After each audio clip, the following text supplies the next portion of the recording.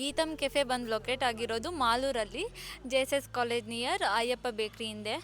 ನಾನು ನನ್ನ friends first time visit ಮಾಡ್ತಾ ಇರೋದು ಈ ಪ್ಲೇಸ್ಗೆ. ಬಟ್ ಅದೇ ಟೀ ಎರಡೂ ಥರದ ಟೀ ಟ್ರೈ ಮಾಡಿದ್ವಿ, ಒಂದು ಇರಾನಿ ಮತ್ತು ಮಲಾಯಿ.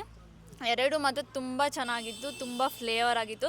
ಯಾಕಂದರೆ ನಾನು ನನ್ನ ಫ್ರೆಂಡ್ಸು ಯೂಶ್ವಲಿ ಜಾಸ್ತಿ ಟೀ ಕುಡಿತೀವಿ. ಅದು ಅಲ್ದಲೆ ನಾವು ಜಾಸ್ತಿ ಚಿಲ್ಔಟ್ ಮಾಡ್ತೀವಿ. ಒಂದು ಪ್ಲೇಸಿಗೆ ಹೋದರೆ 2 to 3 hours ಅಲ್ಲೇ ಇರ್ತೀವಿ ಮಾತಾಡಿಕೊಂಡು. ಸೊ ಇದಂತೂ ಬೆಸ್ಟ್ ಪ್ಲೇಸ್. ಫ್ರೆಂಡ್ಸು ಮತ್ತು ಫ್ಯಾಮಿಲಿ ಇಬ್ರಿಗೂ ಅಷ್ಟೇ.